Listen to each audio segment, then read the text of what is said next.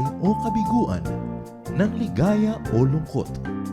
Kaya marapat lamang na tanggapin si Jesus bilang tagapagligtas at Panginoon. At matapos yun ay panariwain ang katapatan at paglapit sa Kanya bawat araw o day by day. Ang day by day ay naglalayong umalalay sa pang-araw-araw na pamumuhay. Narito po si Kuya Ed Lapis sa mensaheng pinamagatang Listen for or to wisdom.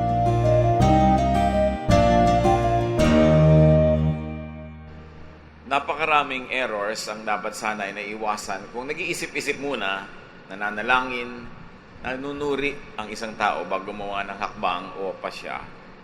Maraming mga buhay na sayang o kaya malaking bahagi ng buhay na sasayang dahil sa mga pagkakamali. It's important to be wise. Sa paglago ng ating pananalig, dapat lalong papalapit sa kalooban ng Panginoon sa Kanyang karunungan ng ating mga desisyon at mga hakbang. Listen for and listen to wisdom. Lord, we thank you that you are wise, that you are the God of wisdom. And because we are your children, we can approach your throne of grace and ask you, make us wise. Turuan niyo kami, Panginoon, na ang mga pagpapala niyo makita, maparami sa aming buhay dahil kami ay wise. Bless us with wisdom. At this point, Father, we ask you to cleanse us, forgive us our sins, restore our physical strength, energy, and health, restore our intellect, and even improve it so we can understand you. Lead us. Be our speaker. At nawa ang mensahe niyo para sa amin ngayon, maging maiksi, praktikal, malinaw, maipamuhay namin agad ang mga bunga nito. Sa ngalan ng iyong anak na si Jesus, na pinanggagalingan ng mga pagpapagaling at pagpapala mo sa amin, dinadaanan ng lahat ng iyong kadakilaan tungo sa iyong mga anak.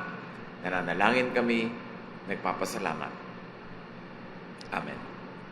Listen for, maghanap-hanap, and listen to, tumutok, wisdom. Proverbs 1:8-9. My child, obey the teachings of your parents, and wear their teachings as you would a lovely hat or a pretty necklace. I'm reading from the Contemporary English Version. So napakaganda, sa simula pa lang, yung nagsasalita takes the position of a parent, somebody senior, somebody wise, talking to a young person, somebody who is still to know many things and should be teachable. At sabi niya, obey the teachings of your parents. Here, parents, among all humans and among all human relationship, parenthood is likened to the source of blessing. Wear their teachings as you would a lovely hat or a pretty necklace. Sa iba't ibang panahon ng fashion, iba't iba ang nagiging symbol ng pagiging fashionable, ng pagiging successful or a person of good taste. Kung yun naman ay magandang sombrero o magandang necklace, pero sabi, ano man yun, yung karunungan na nakukuha mo sa iyong mga magulang, isuot mo tulad ng pagpapahalaga mo, pagdi-display mo, pagpapakita mo sa tao ng iyong magandang mga bihis. Child here does not necessarily mean a biological offspring, although it can be included as a meaning of the word. Child is anybody that needs wisdom, could be taught, and therefore, the child here is everybody. Tayo yun. Kahit kayo mga magulang na rin, child pa rin tayo nung parent called wisdom. That nobody really arrives, no matter how advanced you are in years, it is important to remain teachable, to continue to seek teaching. At yung nagsasalita, parent here, or the parents mentioned, sabi, makinig kayo sa aral ng yung mga magulang, does not always have to mean biological father or mother. But usually, they are. Not all parents are wise, and not everything that parents teach us is wise, but usually, more often than not, parents are, and their teachings are wise. Therefore, parent here could be anyone who has and could impart good wisdom.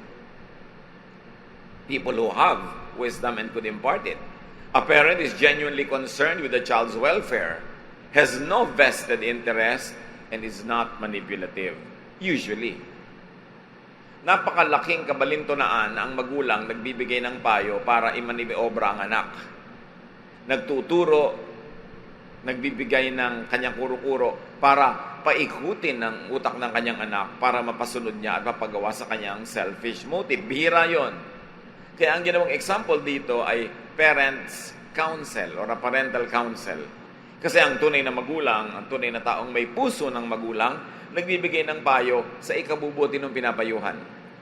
Hindi para sa kanyang ikasasama at hindi para sa sariling kagustuhan noong nagbibigay ng payo. So tawagin natin yung parent dito sa Proverbs na ito na counselor number 1. Kasi may counselor number 2, just to differentiate. So everyone could be a child. My child, listen. Everyone could be a parent, meaning the dispenser of counsel. And everyone could be both child and parent at the same time, especially when counseling oneself. Nararanasan natin yan. Tayo yung bata, nangangailangan ng payo, pero tayo rin yung matanda na nagbibigay ng payo sa ating sarili. Ang dami-dami nating desisyon galing sa ganitong proseso ng paghingi ng payo. Humihingi ng payo mula sa sarili. Kaya, kahit sa pagbibigay natin ng payo sa ating sarili, dapat para tayong isang tunay na magulang. Ang ipinapayo natin, hindi yung gusto lang natin, kundi ano ba talaga ang mabuti, ano ang mainam, ano ang makakapagpaganda ng kalagayan ng pinapayuhan. Ano ba, pinapayuhan mo sa sarili mo, magda-drugs ba ako ngayon or not? There is a part of a person, especially kung nasanay na siya sa drugs o nagustuhan na niya yun, na ang ipapayo niya, sige, sumigi ka. Gawin mo yung gusto mo. Magwala ka, magkalat ka sa buhay, umabsent ka sa school, magtaksil ka sa asawa mo, payo mo yun sa sarili mo. Pwede maging ganon. Pero hindi payong magulang yun. Therefore, hindi mo pwedeng ituring yung sarili mo na magulang habang nagbibigay ng ganun payo. Kasi ang payo ng magulang, yung laging maganda, tama ang kauuwian, kahit mahirap yung proseso. So, a person could be the giver and the recipient of counsel at the same time. Kung minsan nakakapag-ingat tayo sa payo na galing sa iba, meron tayong filters, meron tayong screen, nasasala natin. Pero pag ang payo galing sa sarili natin, sa sarili nating mga makasariling kagustuhan, pag sa sarili nating mga desires, galing sa sarili nating kakitiran, biases, kababawan, usually we cannot protect ourselves from ourselves. Kaya marapat maging maingat sa paghingi ng payo kahit mula sa sarili. Everyone is to seek and heed advice that comes from a wise, sincere, and well-meaning mind.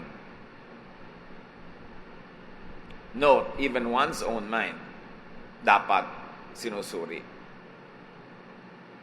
Ngayon pa lang mag-isip-isip kayo mga kapatid sa mga taong may impluensya sa inyo. Sa mga taong naka-impluensya, sa mga malalaking desisyon nyo sa buhay, godly advice ba ang binigay nila? Parental advice ba in the true sense of the word? That kung mali ang gusto nyo, the parent will dare to go against your will and to correct you. Saan-saan tayo napahamak dahil nakinig tayo sa maling advice? Ng iba o ng sarili natin. Godly counsel is to be valued, used, and displayed like a beautiful hat or a nice necklace. Kaya, napakayaman yung tao na ang nagpapayo sa kanya, ang pinapakinggan niya ay godly counselor. Yung ang ibinibigay sa kanyang payo, hindi para siya i-manipulate. So, importanteng suriin ang pinagmumulan. Kahit mga relihiyosong tao, relihiyosong katuruan, relihiyosong doktrina, susuriin mo pa rin kung godly yung counsel. Because a lot of religious teachings are manipulative. Na ang gusto lamang yung mga tao pasunurin, maging sunod-sunuran, maging tau-tauhan. Kaya nga yung mga Marxists, nagagalit sila sa established and organized religion. Sinasabi nila, religion is the opium of the people. And they are not completely wrong in making such a conclusion. Kasi napatunayan sa kasaysayan na napakaraming ginawang panggagamit sa tao ng religious doctrine. Pinapasubukang makipag-away, pumunta sa mga gyera, hinuhubaran ka ng iyong mga ari-arian at mga kakainin in the name of religion. Kaya dapat sinusuri mo rin kung manipulative ba. Ginagamit lang ba ako ng mga katuroan na ito para ako pakinabangan bilang isang spare part ng machinery ng isang relihiyon? Dapat sinusuri. Bagamat, kahit naman napakasinsira, napakagodly ng isang religious group or teaching, dapat naman talagang lahat magtulungan. Dapat naman talaga maging bahagi ka ng machinery. Pero dapat alam mo kung nandun ka because you are a part of the entire family or you are only being used as a spare part. Ganon din sa mga organisasyon, civic groups, corporate groups. Tinitingnan mo, ano ang gusto nila sa akin? At alam nyo naman, ang advertising, payo yan. Pag nakinig ka ng nakinig sa advertising, kahit hindi mo kailangan, bibilin mo. Dahil ang payo nila, bilin mo ang produkto namin. Bilin mo ang services namin. That's why pag nanonood ka ng mga commercials, nakakita ka ng mga print ads, mga posters, anything promotional, dapat may screen agad yung utak mo, may salaan. Iniisip mo, uy, anong manipulation ang gusto niyang gawin para makuha ang pera ko? Political talks, political rallies, political messages are also manipulative. Ang gusto naman nila sa inyo, boto. Laging merong gusto at gustong kunin sa iyo ang tao. Ang mga nanliligaw, manipulative ang mga messages niyan. Para paibigin ka, mahulog ang iyong loob. Halos lahat. Kaya dapat masuri, maging mapanuri ang tao. Para makaiwas sa mga kapahamakan na nangyayari sa mga taong napakabilis maniwala at napakadaling sumunod. So kailangan naghahanap tayo ng well-meaning, sincere, and wise advice. And we value it to the point that we wear it, it is visible. Dapat nakikita sa buhay natin, tulad na nakikita yung magandang kwintas o alahas, nakikita ng tao yung bunga sa atin ng good advice. Nakikita sa ating lifestyle, sa ating pananalita, at sa pagbibigay din natin ng payo sa mga nabibigyan natin nito. Sa pagpapatuloy, Proverbs 1:10-11, don't be tempted by sinners or listen when they say, come on, let's gang up and kill somebody just for the fun of it. And to go on, 13-14, we'll take their valuables and fill our homes with stolen goods. If you join our gang, you'll get your share. Ipinakita dito ng may akda ng proverb kung paano mag-manipulate ang propaganda. Paano magmaniobra ang maling payo. And let's call this counselor number 2. Remember yung counselor number 1, yun yung parental advice or parental advisor. Nagbibigay ng malinis, maganda, makadiyos na payo para sa ikabubuti mo. Itong counselor number 2, at ang dami nito. Ito yung ang payo para ka lang mabulag, mamanipulate, pakinabangan nila, and at the same time, at the end of the day, you will be destroyed. These are people who give ungodly advice, and they give advice to convince, manipulate, colonize your mind, to make people do evil or ungood things, and to tempt others with prospects of incentives. Laging may incentive ang ungodly counselor. May premyo. Merong ipinapakita sa iyong kakit-akit na bagay, kaibig-ibig, sa biglang tingin, na pag nagustuhan mo yon o dahil gusto mo na talaga to begin with, mabubulag ka na. Hindi mo na makikita yung panganib. Ganyan nahuhuli yung mga daga pag kumakagat sila ng mga trap, no, na merong pain. Ganyan nahuhuli ang lahat ng nahuhuli dahil may pain. Isang island sa Pacific ang merong mga unggoy na napakatitigas ng ulo, ang pilitin nilang gusto nilang kunin, hindi nila bibitawan, natutunan silang hulihin ng mga tao sa island na yon. Yung mga tao, kukuha ng malaking nyog, lalagyan nila ng butas, tapos doon sa loob ng nyog na yon, maghuhulog sila ng makinis na magandang bato. At At itong nyug na ito ay nakatali kung saan mang lugar na hindi mo pwedeng tangayin. Ang mga unggoy na dumaraan, sisilipin nila yung butas, makikita nila yung magandang bato, naaakit sila sa bato na yon, na-observe na yun ng mga natives ng island na to. So ipapasok ngayon ng mga unggoy ang kanilang kamay doon sa butas at kasya ang kamay nila. Kung gusto nilang ilabas uli ang kamay nila, pwede nilang ilabas anytime. Pero oras na naabot nila yung bato at nahawakan nila, hindi na nila bibitawan. At dahil hawak-hawak nila yung batong gusto nila, hindi na nila mabunot-bunot ang kamay nila sa maliit na butas. Pero kung bibitawan nila yung bato, mabubunot nila. Pero hindi nila bibitawan. Yun, yung counselor number 2. Binigyan ka ng kaakit-akit na bagay, nabulag ka na sa panganib, sa kagustuhan mong makuha yon at ma-maintain na sa'yo, kaya nahuhuli yung mga unggoy ng mga tao doon. They were either domesticated, and I don't know if they get eaten, pero hinuhuli sila, period. Gaano karaming tao ang natatrap dahil ayaw bumitaw? Sa anumang bagay o kanino man na gusto nilang kapitan na ayaw nilang bitawan. Gaano karaming tao ang may asawa na nahuhulog ang loob kung kanino na hindi niya asawa at ayaw na niyang bitawan, nalilimutan na niya na may mga anak siya, nalilimutan na niya na may mga magulang siyang masasaktan, mga kapatid na hihirapan din ang loob, ma-offend. May mga duty siya na makakalimutan na niya, ayaw niyang bitawan. Kaya dapat pinag-iingatan kung anong tinitingnan, pinapakinggan, at sinusundan. Lalong-lalo yung mga tinatawag na incentives. Kaya ang dami ring tao, kahit sa political field, nabubulag sa mga pwedeng manakaw, makurakot, nahahalina sila, nalilimutan nila na pwede silang ma-audit, pwede silang mabisto, pwede silang mabuko, at pwede silang makulong. Kasi nabubulag. Ano, mga kapatid, ang bumubulag sa inyo? Na nalilimutan natin maging matalino. Yung, matalino nga pala ako. Naalala mo lang kung may problema na. May mga bumubulag sa atin. Minsan yan, emosyon, madalas emosyon. Or desire, materialism, lust of the flesh, lust of the eyes, pride of life. Yung sa kagustuhan mong umasenso, sumikat, maging makapangyarihan, anong hinahawakan mong hindi mo dapat hawakan? Kasi dahil doon, nahuhuli ka. Incentives attract, blind, and manipulate the mind. And this is exactly how temptation works. Ganyan ang operation ng tukso.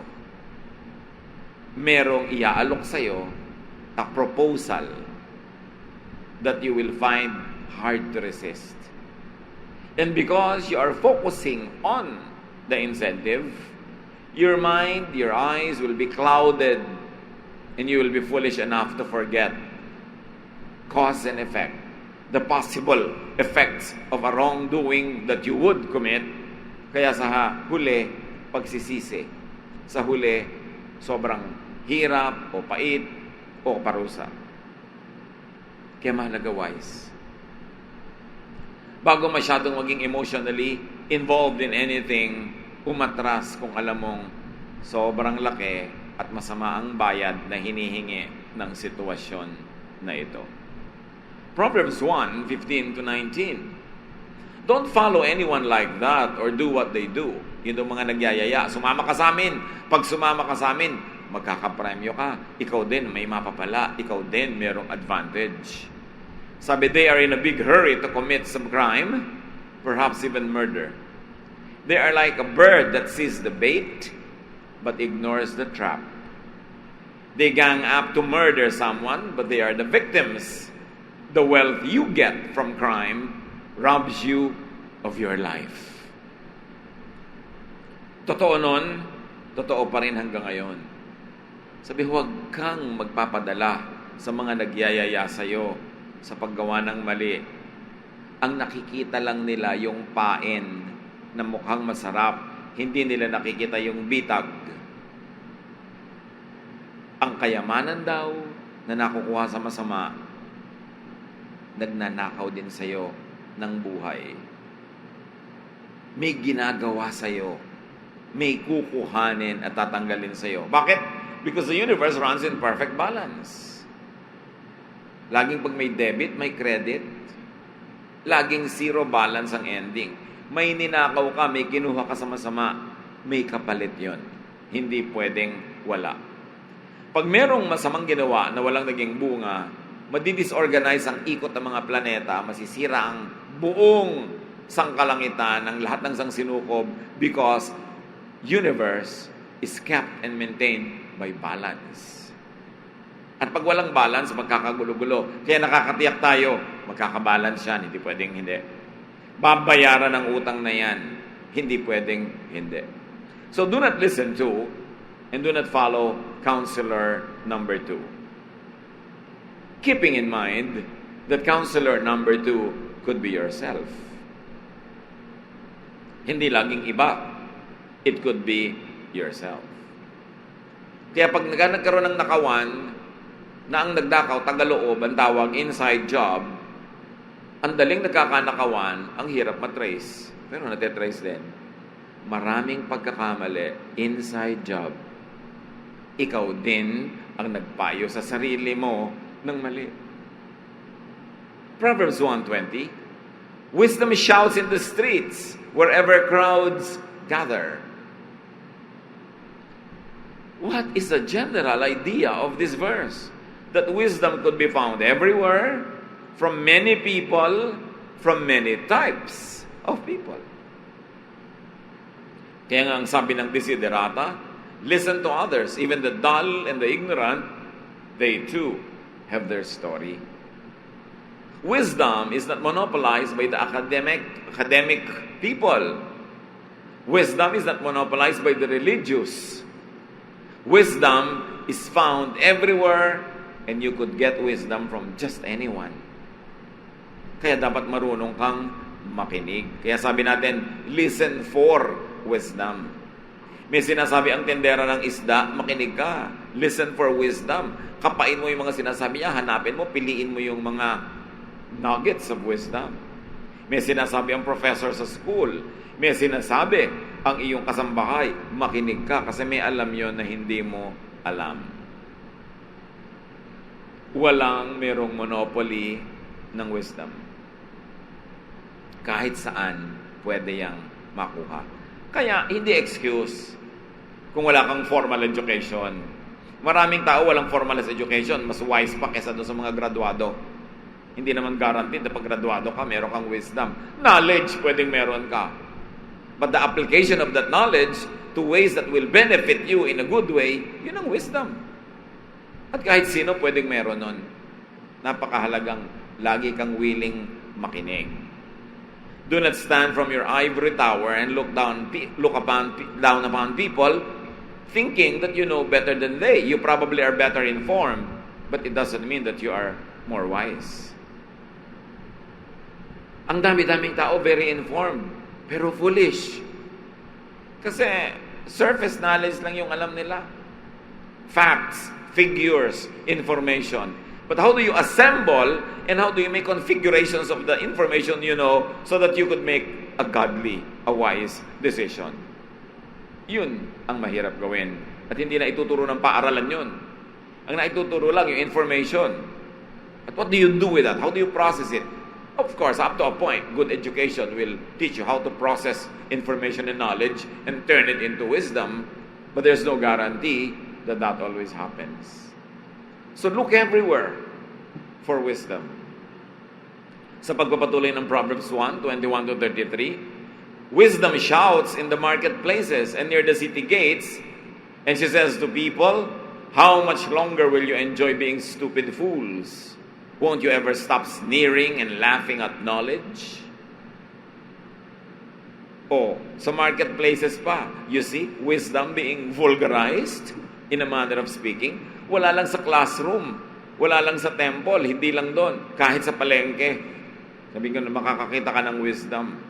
Sa mga daanan ng marami ng bayan, sa mga tarangkahan ng mga syudad. Sabi, gaano pa katagal kayo na magiging hangal? Kailan kayo titigil na manglibak, manglait sa karunungan? Yan kasi ang trabaho ng hindi marunong eh. To sneer at and laugh at knowledge. It is easy to know who a foolish person is. Ang dali niyang i-judge yung ideya ng iba, lalo't yung ideyang ayaw niya o ideyang hindi niya naiintindihan, sasabihin niya agad wrong. At ito, number one sakit ng mga relihiyoso. Any idea that does not conform with their local church theology could only be demonic or of the devil. Kaya mahirap kausap kuminsan ng mga relihiyoso, ang kikitid ng utak. Ang laki-laki ng highway, ng kalsada, doon lang sila dumadaan sa puting linya sa gitna. Kumikitid. Dahil iniisip nila, yun lang kanilang pananaw ang tama. Sabi sa Proverbs, kahit sa palengke, kahit sa kalye, makakakita ka ng wisdom. Walang specialists na may-ari ng lahat ng yan. Sabi niyo, huwag niyong libakin ang karunungan. Huwag niyong lilibakin agad ang isang ideya na hindi niyo naiintindihan. Baka kayo ang mali. And no matter how much you are convinced that you might be right, leave at least a certain space in your heart and in your mind that you could be wrong. Why? Because nobody is perfect. And your opponent could not be perfectly wrong and you perfectly right. Merong tama at merong tamang maririnig ka sa kanya at merong mali kang masasabi. Dapat tentative. Ang tao naghahanap ng karunungan, tentative. Hindi masyado agad permanent ang sinasabi. You never say never. You are ready and willing to be convinced. Pag may ideya na nadidinig ka na ayaw mong paniwalaan, hindi ka naniniwala, ang dapat mong sinasabi, hindi yung mali ka, ayaw ko makinig sa'yo, dapat okay, convince me. Give me your arguments and then I will think about it. Ang matalinong tao, hindi agad nag-yes o nag-no. Ang sasabihin ng matalinong tao, I shall see. Let's see. Hindi agad nangangako kasi napapako ka. Pagka nangako ka, nagbigay ka agad ng commitment, hindi mo pa nababasa yung fine print. May nagtitinda sa'yo ng kondo, may nagtitinda sa'yo ng lote, pirma ka agad dahil may libreng palanggana. Merong trap, merong enticement. Yung pala, nasa fault line ng lindol. Aanin mo ngayon yung palanggana. Lalagay mo sa ibabaw ng ulo mo pag gumuguho na yung building para hindi ka masyadong masaktan. Yan ang nangyari sa palanggana mo. Laging may offer yan. Kaya tatandaan nyo mga kapatid, pag may offer, pang-isipin nyo agad, what's the trap? This is the bait. What is the trap? Kaya't magmadali. Naku, pag pinagmamadali ka ng advertisement, huwag kang magmamadali. Kasi sa pagmamadali, doon kang magkakakommit ng mistake. Bago ka pumirma, basahin mo lahat-lahat, including the fine print. Kasi pag kailangan mo na, hindi pala i-deliver yung gusto mo kasi hindi mo alam. Sabi sa verse 23 ng Proverbs 1, listen as I correct you and tell you what I think. You completely ignored me and refused to listen. You rejected my advice and paid no attention when I warned you. So, when you are struck by some terrible disaster, or when trouble and distress surround you like a whirlwind, I will laugh and make fun. You will ask for my help, but I won't listen. You will search, but you won't find me. Yun ang sinabi ng wisdom. This is God speaking here because God is wisdom. Sabi niya, sa hindi mo pakikinig sa akin, sa katigasan ng ulo mo, mapapahamak ka, magkakagibak-gibak ka, magkakawasak-wasak ka, at akala mo maaawa ako sa iyo. No, no, no, no. Pagtatawanan kita. Ikaw naman ang lilibakin ko. Magpapatulong ka pero don't expect me to help you. Kasi nung ino-offer ko sa iyo, bago ka nagkamali, ayaw mo. Ngayon nagkamali ka na, tsaka ka palalapit, natural. Kasi nagkamali ka na. No, you won't find me. You will pay the price. There will be a balancing. Kaya sinasabi na sa scripture, a person who remains stiff-necked after many rebukes will suddenly be destroyed without remedy. Hindi natin naiintindihan ng Diyos madalas. Akala natin yung awa niya, lagi nila yung binibigay, kahit di ka deserving. Sabi niya, hindi ka nakinig sa akin nun, it's my turn. Ako naman ang hindi makikinig sa iyo. Verse 29, No, you would not learn, and you refused to respect the Lord. You rejected my advice and paid no attention when I warned you. Verse 31, now you will eat the fruit of what you have done until you are stuffed full with your own schemes. Sin and self-satisfaction bring destruction and death to stupid fools. But if you listen to me, you will be safe and secure without fear of disaster. Kaya kailangan makinig. Kanina ng umaga, nag-post ako sa Facebook nung mga mapa, nung ruta, yung linya ng fault line mula sa Bulacan hanggang Muntinlupa, patungo pa kung saan-saan. Sabi ko doon, kung nakatira kayo dito sa fault line, mahirap mang gawin, lumipat kayo kasi mas mahirap namang abutan pa kayo ng malakas na lindol. May nag-PM sa akin, sabi, ipag-pray na lang po kaya natin to, Tito. Sabi ko, iha, mag-pray ka, pero lumipat ka pa rin. Ipag-pray mo na tulungan ka ng Diyos lumipat, ipag-pray. Pero huwag mo ipag-pray na huwag lumindol dyan, nakatakdayan. Parang ikaw yung nakatira doon sa tabi ng ilog, tapos ipag-pray mo, huwag kang anurin pag bumaha. Ba't di ka mag-pray na makalipat ka at lumipat ka? Bakit mo ipag-pray sa Diyos na ibahin niya ang geography? Ibahin niya ang topography, ibahin niya ang lahat-lahat para lang for your convenience. Kaya iba nagtataka, Pastor, bakit po ipinag-pray naman namin nung nagkasunog, nasunog pa rin yung bahay namin? Di ba, dikit-dikit yung neighborhood nyo, tapos marami doon nga salasalakbat na kuryente, may mga iba nagkakandi-kandila pa. So pag nagkasunog talaga yon, nature will follow natural law. Of course, nakakalungkot na marami mga tao, ibigin naman nila, they are not always equipped to be in a safer place. Pero huwag kayong magtago sa likod ng panalangin, hoping na hindi yun mangyayari. Kasi pwede talaga mangyari yon. At kahit sa mga pinakarelihiyosong tao, sa kalagitnaan ng pagdarasal nila, nangyayari pa rin yun. Why? Because there is natural law that we must respect. That's why we should be wise. Before you attempt to break natural law, it is easier to obey it, to submit to it. Hindi natin binabaliwala yung halaga ng prayer, pero kita nyo, yung pray ng pray, pero walang ginagawang practical. Pagka inabutan pa rin sila ng dilubyo, nawawala ng gana sa Diyos, nagtatampo sa Diyos, nawawala ng faith. Paano naman yung direction ng faith nila nung umpisa pa lang, hindi naman yun ang dapat direction. Because faith, if it has no works, is dead. Dapat kumikilos ka ng tama. Tapos dagdagan mo pa ng panalangin. O simulan mo sa panalangin, tapos kumilos ka, pero hindi pwedeng magdadasal ka, tapos wala kang gagawin. Tapos aasahan mo, i-exempt ka. Yan yung sinasabi dyan. Dramatized lang naman kasi yung pagsasabi dito. Hindi ka naman talaga pagtatawadan ng Diyos dahil nahirapan ka, no?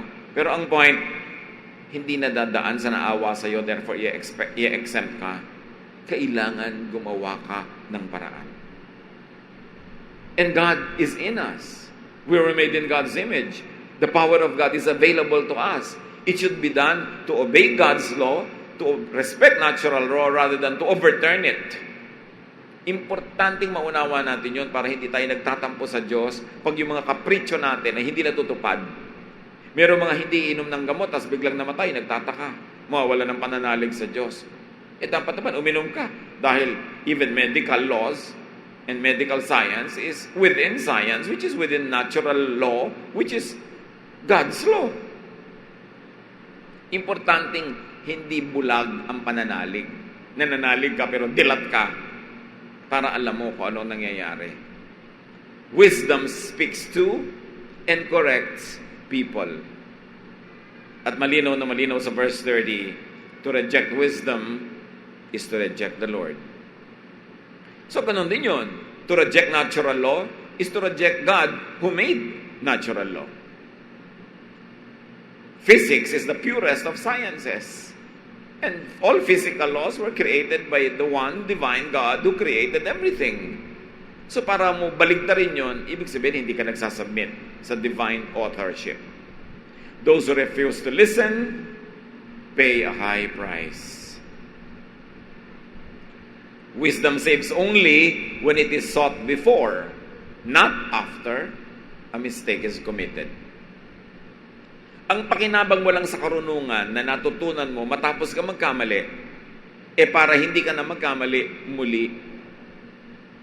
Pero matutunan mo man yung lesson sa iyong pagkakamali, hindi na niya mabubura yung peklat, yung sugat, yung damage ng una mong pagkakamali. Pero ngayon, pwede ka na makaiwas sa pangalawang pagkakamali.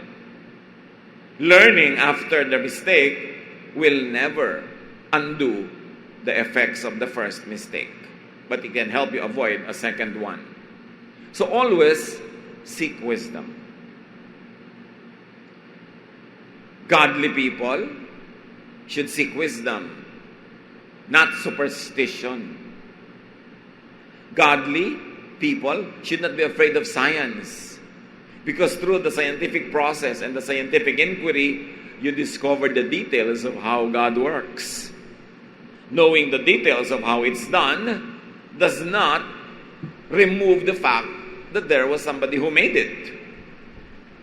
Pag na-discover mo kung paano umaandar ang isang relo, hindi ibig sabihin walang gumawa ng relo na yon. So the more scientific you are, the more you will know that there's a creator because of all the harmony, the cause and effect that the scientific inquiry will let you know. Hindi kalaban ng ating espiritualidad ang siyensya. Science is a handmaiden of the Lord for us to see how He works. Kaya sino mga effective scientists, mga practitioners ng applied sciences, yung nakaalam how it works. Then they're able to replicate it, to duplicate it, to keep repeating it for the benefit of whoever they want to benefit. Kaya magkapatid dyan, hindi yan magkalaban dapat ang pananalig at karunungan. Ang natatakot sa science ay yung mga nagre-rely lang sa superstitious religion. Those that live in the dark ages. Those who cannot explain anything, and when they are cornered, they just recede to a dark cave called mystery and faith. Hindi yan para sa mga tunay na mananampalataya. Ang mga tunay na mananampalataya matatalino. And if you have to prove something you believe in using theorems and configurations, do it. That will only point to the genius of the master designer who is our God. So always seek wisdom. Do not hide in ignorance and never use it to cover up for whatever shortcomings we have. Always identify the wise from fools.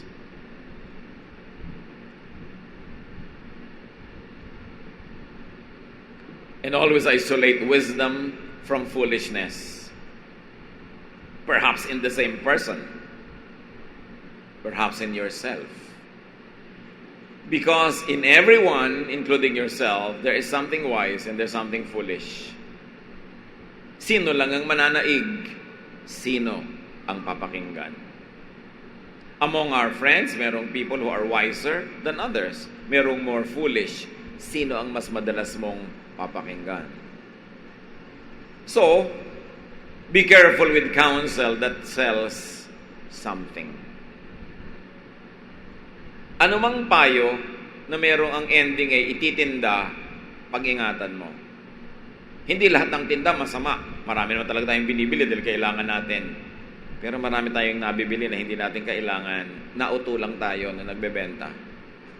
Kailangan suriin. So be careful with counsel that sells something and counsel that manipulates unto the counselor's interest and advantage. May mga nagpapayo pa nga sa kanilang kaibigang babae. Iwan mo na yung husband mo, talagang walang kwenta siya, bla bla bla bla bla bla. Kapapayo, iniwan nga ng babae. Yung palang kaibigan ng may gusto doon sa lalaki at siya naman bigla ang naging wife ngayon. Hindi lahat ng payo para sa kakabuti mo, dapat nagsususpecha ka rin sa mga payo. Manipulative ang marami dyan. Be careful with counsel that sets attractive baits. Pag laging may inaalok na kaakit-akit, usually it's a smoke screen.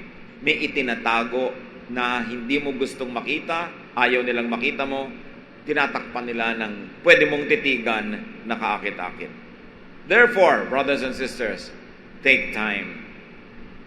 When you have to make a decision, take time. Be prayerful. Do not hurry to decide. Do not be hurried into deciding. Sino mang nagpapamadali sa inyo, huwag niyong papakinggan. Si Satan ang mahilig magpamadali. The Lord has all the time. And the Lord won't be offended if you would take time to pray, to study, to to research, hindi siya magagalit sa ganong klaseng approach. Kasi ganon ang style ni Lord. Ang nagpapamadali sa'yo, yung gusto kanyang tumingin lang doon sa pain, mabulag ka doon sa tunay na trap, and in the end, to get something from you that you will regret. So be careful with your own desires. Be careful with your own selfish interests. They could birth twisted self-counsel. Mga payo sa sarili na baluktot dahil nagmumula sa selfish interest. Sabi sa James 1:13-15, don't blame God when you are tempted. God cannot be tempted by evil, and He doesn't use evil to tempt others. We are tempted by our own desires that drag us off and trap us. Our desires make us sin, and when sin is finished with us, it leaves us dead. Kaya be suspicious mga kapatid sa anumang bagay na gusto nyo. At hindi rin masamang maging suspicious kanino mang tao na gusto nyo. Kasi pag gusto mo, weak point mo siya, weak spot. At pwedeng doon ka pasukin ng deception. So listen for wisdom among much noise around you. Laging may wisdom. Saluhin mo, daklutin mo, kunin mo, naglipad yan. And listen to wisdom when you're able to identify it as such. How do you do that? You should be still, be quiet, so that you will hear the soft voice of the Lord. Ano ang mga inaalok sa inyo ngayon ng mga nasa paligid?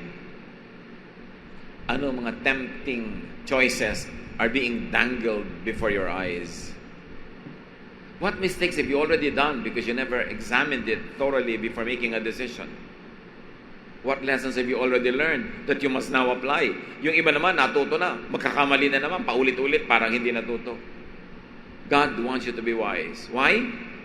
Because you have a specific time given to you by God here on earth. And that specific timeline of your life must accomplish certain things, must get to certain points, and must reach certain levels of development. But every mistake delays you. Every mistake stops you from getting to the next level. At hindi mo alam, naubos na lang yung buhay mo, namatay ka na lang nang wala kang nangyari, walang narating, kasi puro mistakes. Kumbaga, dapat gumraduate ka ng high school, hindi ka na makaalis sa second year, kasi puro failure. Kailangan matapos mo yan at a certain prescribed time so you could move on to the next. Because we have to grow from glory to glory. Don't waste your time committing mistakes and the same mistakes all the time. And you make a shortcut to wisdom by listening for it, by following it, by learning to follow in the footsteps of those that have gone before you who have done it the hard way. Bawat lesson ng ating mga magulang, mga biological parents, golden yan. Kasi bago sila natuto, sigurado nagkamali sila. O nag-observe sila sa ibang nagkamali. Huwag tinatakpan ng tenga pag may nagpapayo. Lalo't yung payo, godly, correct, and beneficial. Makinig. Sa pakikinig ng 1 minuto o 1 oras, baka makaiwas ka sa 10 taon ng pagre-repair ng isang pagkakamali. It is important to be wise because life is a purpose. And when you are not wise, you will not be able to cover enough space, enough level that you are designed to cover. Sayang ang panahon kung puro pagre-repair ng mali. Parang gumawa ka ng bahay, mali, repair, mali, destroy and reconstruct. Samantalang dapat matagal mo nang natirhan at matagal mo nang na-enjoy, at nung tahimik ka na sa bahay na yun, marami ka na ibang nagawa, nakapag-negosyo ka na, nakapag-aral ka na, may mga ginawa ka na, pero hindi mo magawa-gawa, kare-repair ng mga mali. Gaano karaming beses nangyayari yon, lalo sa love life, sa professional life. Panginoon naming Diyos, iba't iba ang kalagayan ng iyong mga anak. Iba't iba ang karunungan, iba't iba ang mga kamalian. Iisa ang katotohanan, you are wisdom. Teach us to listen for your voice, to listen to your voice, and to obey you. Bigawin mo kaming mapanuri. Hindi kami madaya ng mga kung ano nung kaakit-akit at mga nagkikislapang mga bagay sa aming paligid. Teach us to be substantial, to to give value to substance and not just form. Turuan mo kami maging matalino. Nang sa gayon, we move from glory to glory and we accomplish the greatest good possible to be done in this lifetime. Magbulay-bulay tayo mga kapatid. Identify foolish people around you who could be influencing you negatively. Identify foolish ideas from among even wise people. And very importantly, identify your weaknesses so that you will be fortified, strengthened to defend yourselves against your own weaknesses. Dear God, bring this matter down to daily life. Ano po mga practical application ito sa aming buhay? Ituro mo sa bawat isa habang kami naman patuloy na nakikinig sa inyo.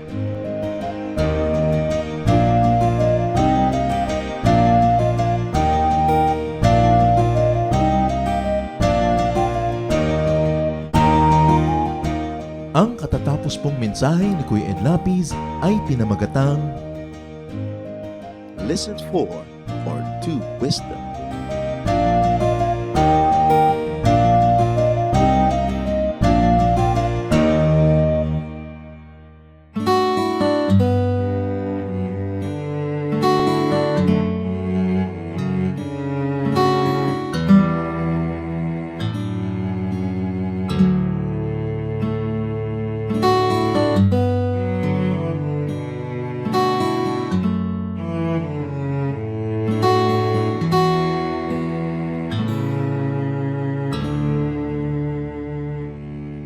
Aking damdamin, di mapalagi at ang isipan ay laging ligaw, di mawawari ang buhay palagi kahit itama ay hindi sapat.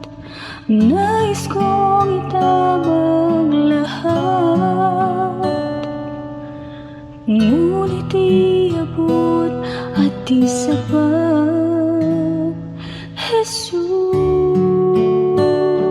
Jesus, kailangan kita. Jesus, hindi mangangamba. Jesus, pag-ibig niyo'y ba di mapapantayan kahit na sinuman. Jesus, kailangan kita. Jesus, sa'yo'y hindi mangangamba. Jesus, sa piling niyo ako'y laging may pag-asa.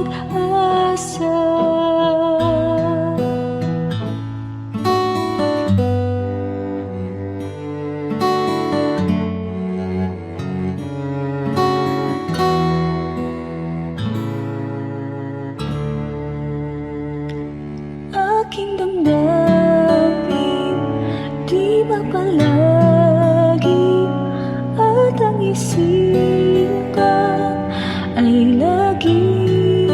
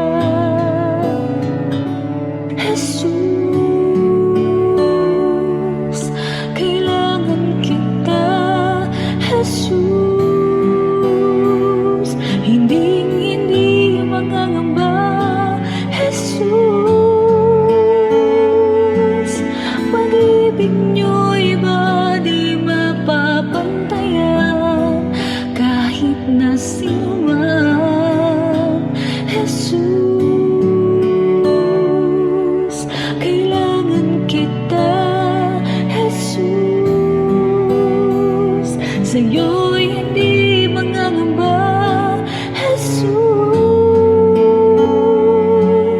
Sa piling niyo ako'y laging may pag-asa.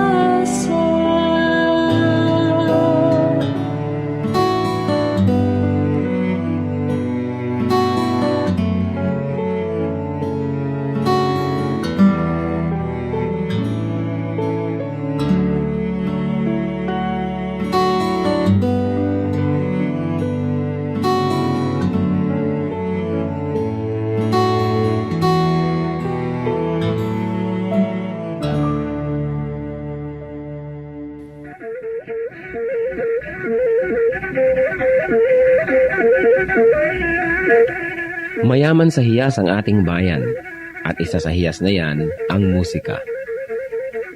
Napakaraming nalilikhang tunog ng mga Pilipino mula sa iba't ibang instrumento. Narito ang palendag, instrumentong pangmusika ng mga Maguindanao sa Cotabato.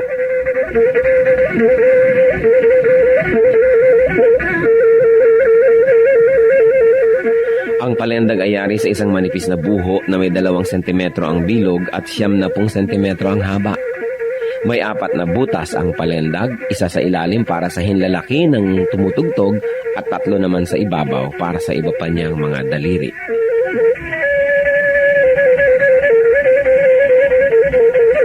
Inukaan ang isang dulo ng buho upang lumapat ito sa labi ng manunugtog habang siya'y umiihip. Sa kabilang dulo naman ng palendag ay may isa ring malaking uka kung saan nagtatapos ang instrumento.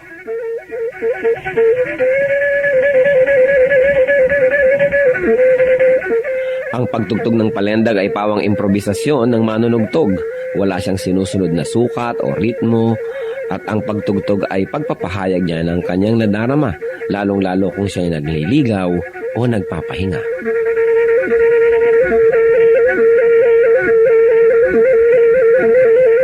Ang musika ay wika ng kaluluwa. Ang ating musika ay marapat lamang na pag-aralan, kilalanin, at tugtugin sa karangalan ng Panginoong Hesus. Ang palendag ng Maguindanao sa Cotabato.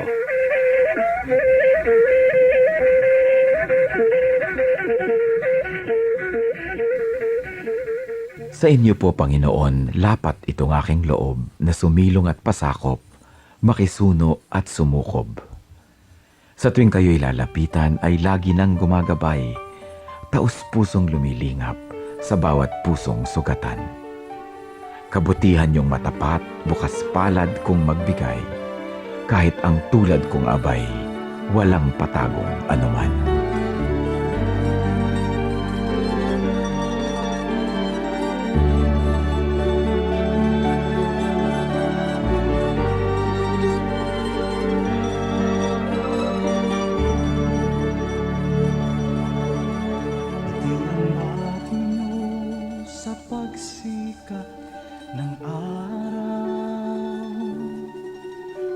Sa karilagan ng takip siling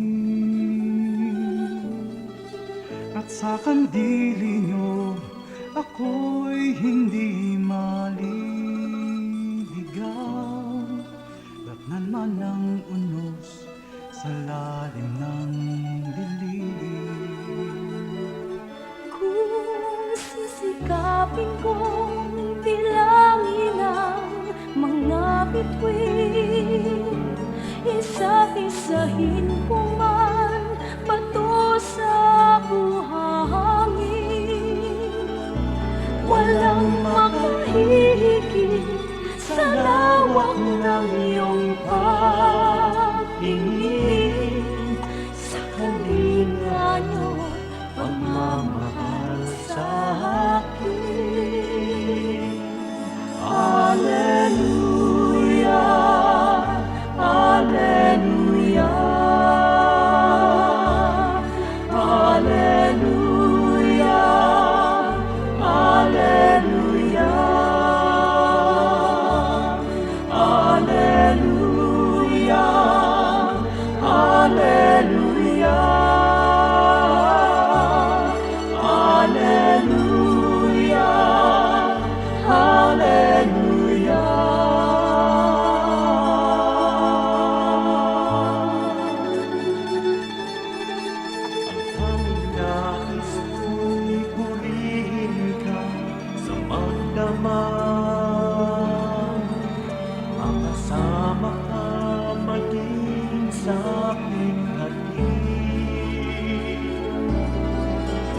ako'y nagagalak sa kaligtasan niyo't habang pagkat paglapit ko, ngiti ang iyong bati.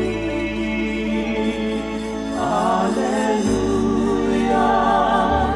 Hallelujah, Hallelujah, Hallelujah,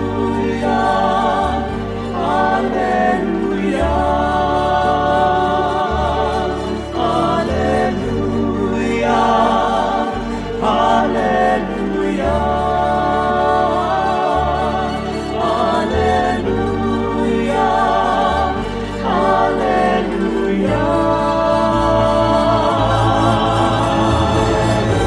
Ngiti ang iyong bahati sa bawat sandali, kayo'y hindi nagsasawa. Ako'y dinilisan, di niyo hinayaan, kayo ang laging kasama. Ngiti ang iyong bati sa bawat sandali, kayo'y hindi nagsasawa. Ako'y dinilisan, di niyo hinayaan,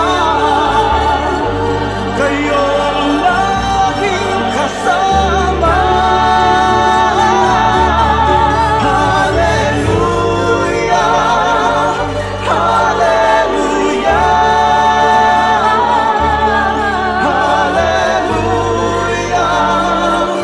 Hallelujah,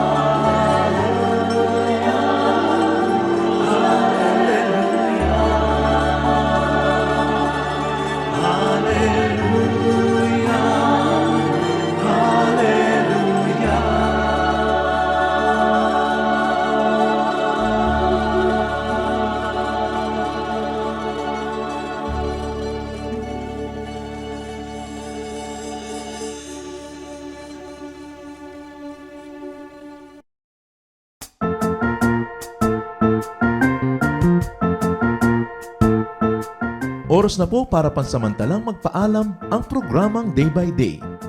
Tayo po'y magsama-sama tuwing ika-6 hanggang ika-7 ng umaga, araw-araw.